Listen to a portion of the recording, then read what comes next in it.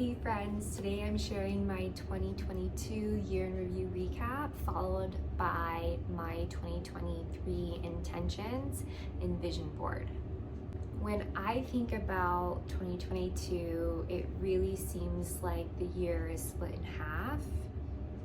From January through May, I was simultaneously grieving the loss of my stepfather who died at the end of October 2021. And I was also planning our destination wedding, which happened the first weekend in May of 2022. So as you can imagine, those are two very different things that I was juggling, and they did not mesh well together. It really felt like a constant struggle to try to balance this really heavy feeling of grief with needing to be productive and planning what was one of the biggest days of my life. So yeah, the first half of the year was really hard to manage. It was really emotionally draining, but as our wedding approached, the last 2 months, so like late February, early March, I really had to buckle down and plan the wedding. Luckily, the resort does this every single day. We had a really fantastic experience.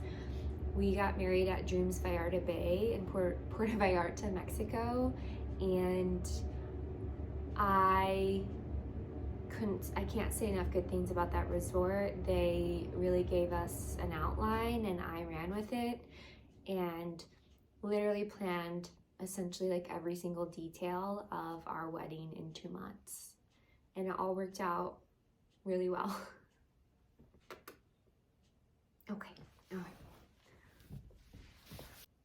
And I'll also say, like, because my stepdad died at the end of 2021, going into 2022, I really didn't have the mental or emotional capacity to set intentions or goals for the year. I was simply in like survival mode and trying to figure out how to live with this, what I can only describe as head fog.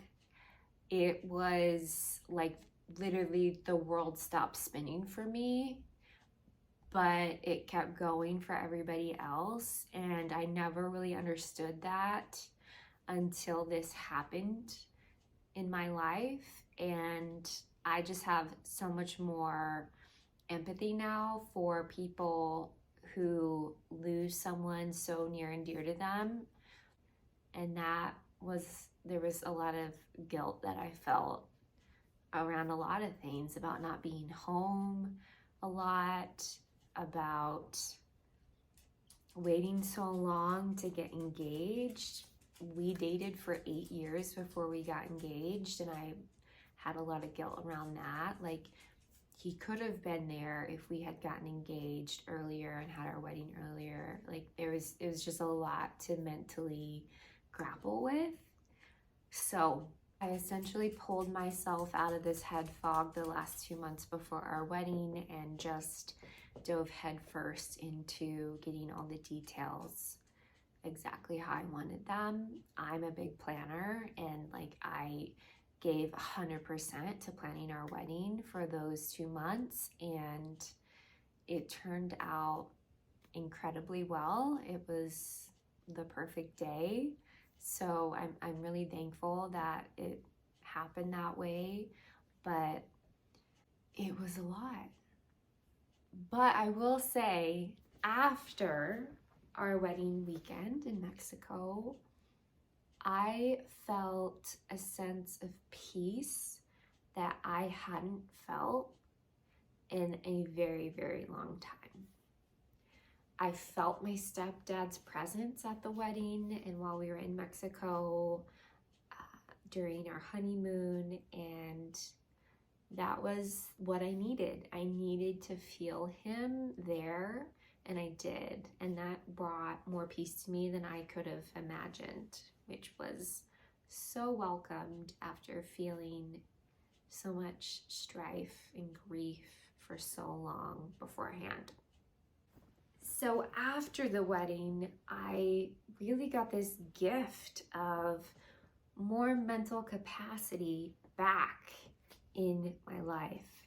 And it coupled with that peace that I felt after having the wedding experience, the second half of 2022 felt so different in a much more positive way that I am so thankful for.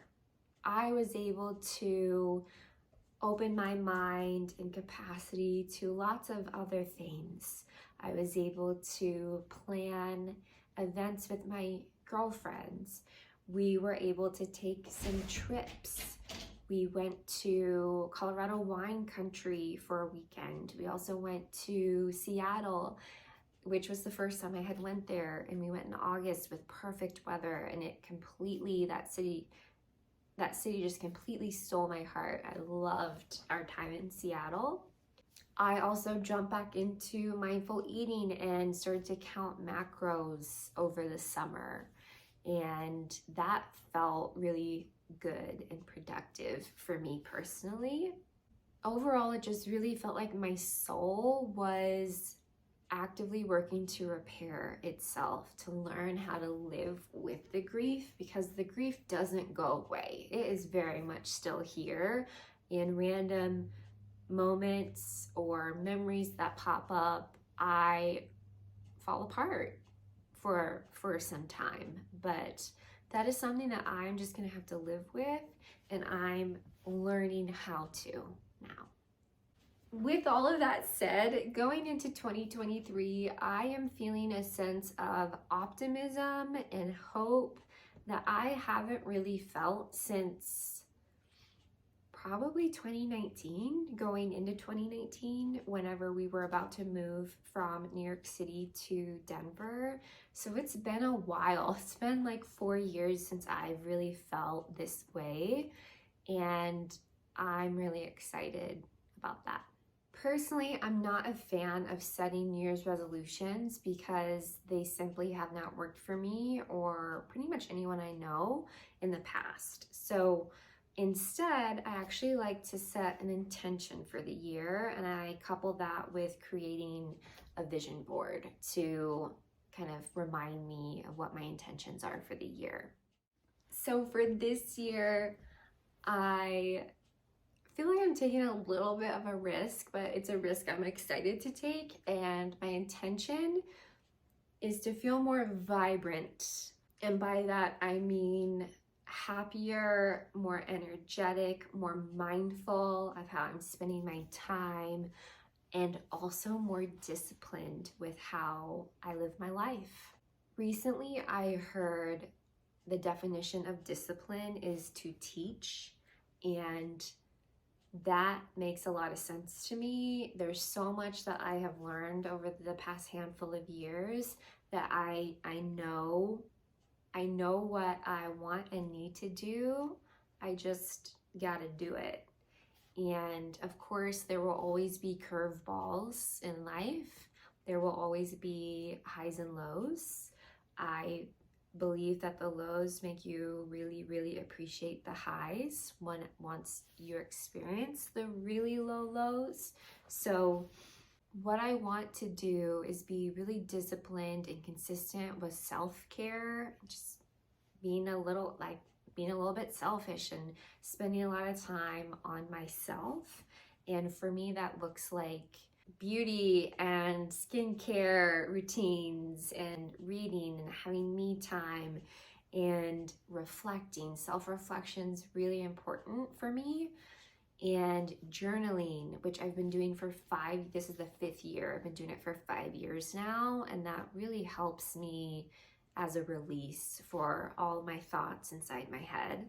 I also want to continue prioritizing learning Spanish. I'm on like a 215-day streak on Duolingo, which is the most I've ever done for Spanish, learning Spanish.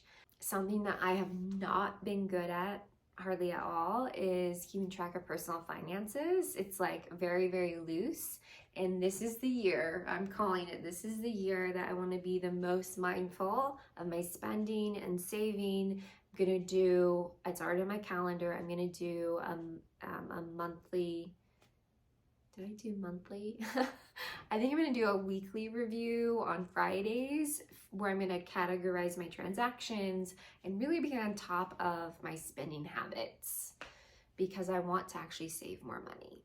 A couple other things, I want to be more intentional about spending time on my hobbies like reading and sewing, as well as continuing to plan to travel and have new experiences. We're gonna go to the Dominican Republic in May for my girlfriend's wedding, and we are actively looking at planning a trip to Portugal for the fall. So both places we haven't been before, and I'm really excited and like looking forward to planning those trips and having new experiences. So with all of that said, that is what my 2023 vision board represents. These intentions of being more vibrant, more mindful, consistent, and disciplined, and going after the things that make me feel like my life is whole and complete. And what I do is I usually set the desktop background of my computer as my vision board so I can see it nearly daily, and it helps me stay connected to my intentions. All right, so that's my 2022 year in review and my intentions for the new year. I would be excited to hear what your intentions are for the year, and you can share those in the comments below, and I'll see y'all again soon.